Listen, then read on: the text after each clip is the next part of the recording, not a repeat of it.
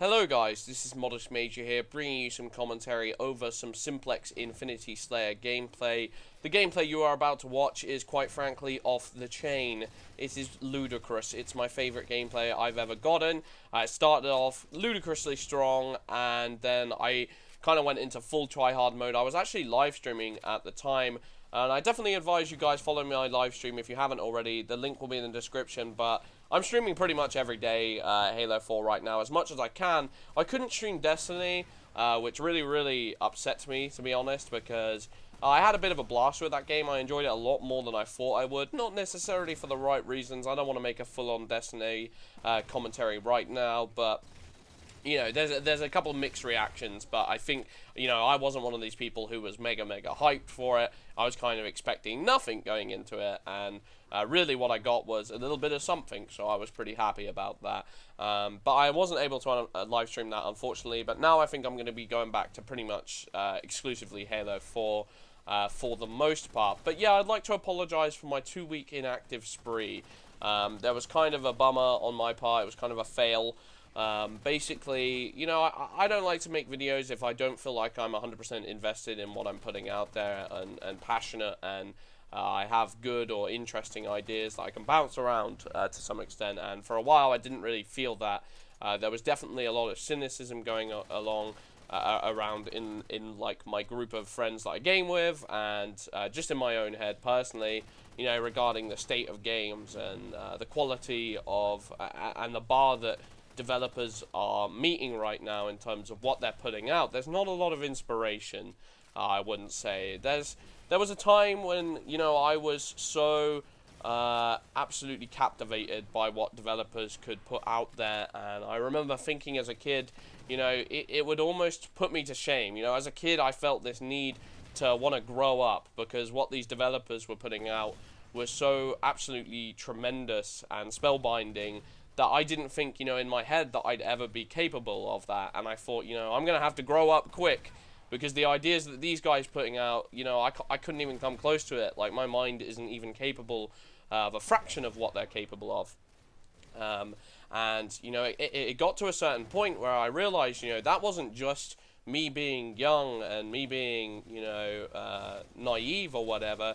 There was a golden age in gaming to a certain degree, you know, during the N64 era, during the SNES era, during the early PS2 era, and to an extent, you know, you had the multiplayer era, the multiplayer golden age, I would say, with the beginning of Xbox 360, but I would say in terms of standards for imaginative games, and obviously you're going to get your oddballs, obviously you're going to get these games that do have these standout moments and that do raise the bar in terms of what's capable, but I can't help but feel like a lot of the AAAs that are releasing recently, they're impressive from a technical standpoint, but they're not always necessarily impressive from a imagination department, and that's what I'm looking for. You know, I can take a game that has a certain amount of flaws in terms of the way in which the game is designed, and you know, just certain mistakes and flaws. Sometimes they add character to the experience. You know, games like the Elder Scrolls series, Oblivion has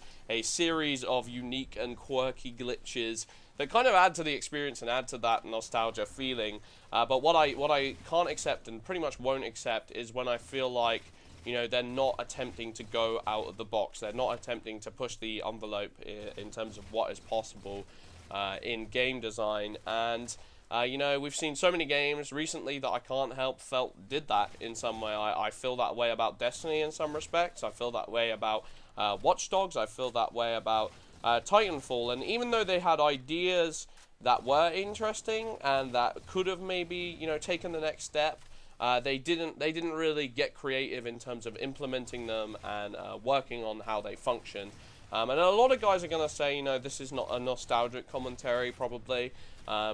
And to some extent, it maybe could be. But I can't help but feel that when the gaming industry was smaller, the gaming industry was trying to make more of an effort to put itself on the map, to make itself distinguished, and it had more legwork to do in that respect. There was more motivation and more, you know, aspirations and inspiration going on in the game development process, and I can't help but feel like a lot of the games I see have this feeling of like they're sitting pretty, of like they feel like they can get away with anything. And one of the things that's further annoyed me, you know, it's not just the game developers in general. To an extent, it's also people buying the games. It's the way they approach the marketing, and I feel like some people have this opinion or this belief that developers aren't gonna lie to them. If the developer has a certain track record, or if they like something that they've put out in the past, a lot of people seem to be you know, head over heels in love, adoration, trust, and respect that a developer would not you know, would not stretch the truth when it came to marketing their game. And we're just in a different generation right now. We're in a generation where you have to do the digging, you have to do the work yourself, and you have to be asking these questions of, you know, how much evidence do I have to go over? Do they have solid gameplay? Do they have solid content? Is there solid video footage of what they are explaining? Or right now, do I still have reason to be skeptical? And I think, you know, in a lot of ways we saw that with Destiny. In a lot of ways the PR speak, and although they never outright, you know, outlined certain things regarding the game, they kind of let gamers' imaginations run away and were happy to do so. And it's not necessarily always their fault, you know.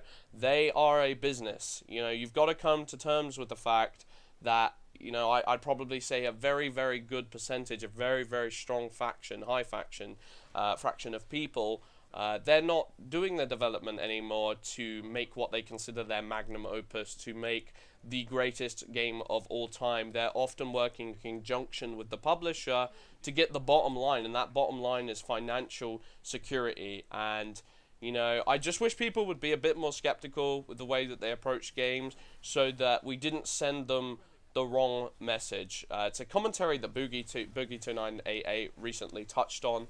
And to be honest, it's starting to grate on me, because the way that market research is going to be looking at this recent era of gaming and this generation is that these games were a success. These games were a triumph because the pre-order numbers and the sales figures were absolutely off the chain. I believe Destiny is the most sold IP of all time, and like I said earlier, I don't think Destiny is a bad game. What I would describe Destiny as is a fantastic and fun side game, not a main game. I don't think this is the game changer that people expect, and I think a lot of people would agree with me, and I enjoyed Destiny a lot more than I thought I would, but I think it's a fantastic side game to get on Xbox One, and you say, you know what, I'm going to spend some time on Destiny with some friends and have a whale of a time. It's not this, you know, all-encompassing best game of all time, blah, blah, blah, blah, blah, blah, blah. So yeah, for a while, I just wanted to take a step back, stop being cynical. I don't think it's really helped. I probably still am cynical, but I'll try and come up with some opinions that are a little bit more colourful, and make you feel happy. I mean, all I could do is just talk about MCC and Guardians, and I'd probably get you guys, probably find the spark coming back into me pretty quickly. But right now, you know, I'm just not feeling it, and I'm wanting AAAs or publishers to do something about it, but there's not really any incentive for them to do so, because they are making bags upon bags of cash. So I don't know what to say. But anyway, I've been Modest Major. I'm back now. I'm going to be making commentaries on a regular basis. Just thought I'd put this little bit out for you, a little bit of an update, I suppose. Thank you for watching. Peace out.